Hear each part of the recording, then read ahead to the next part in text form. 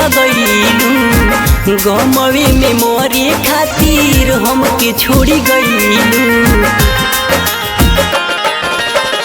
प्यार के रोग जान काहे के लगैलू गमवे में मोरे खातिर हमके छोड़ी गईलू।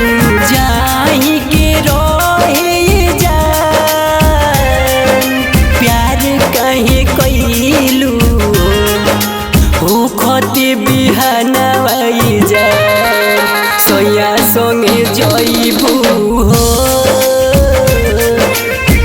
खते बिहानवाई जान सोया संगे जइबू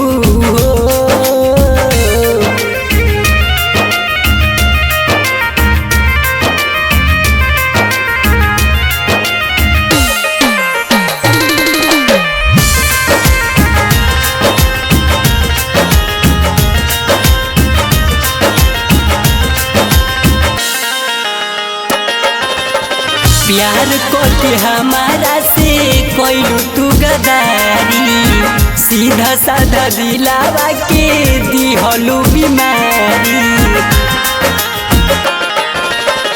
प्यार करके हमारा से कैलू तू गदारी सीधा साधा दिलावा के दिहलू बीमारी।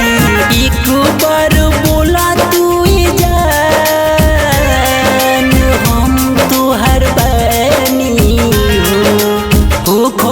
बिहानवाई जान सोया संगे जइबू हो खते बिहानवाई जान सोया संगे जइबू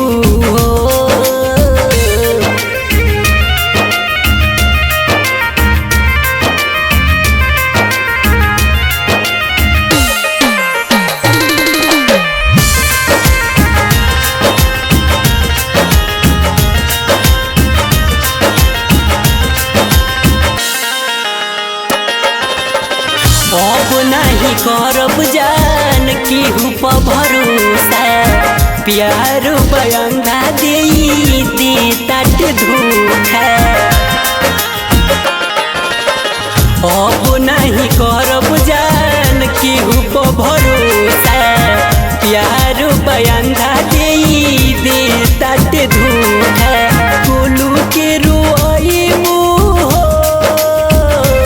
काल छोटू संगे जइबू हो खते बिहानवाई जान सोया संगे जइबू हो खते बिहानवाई जान सोया संगे जइबू।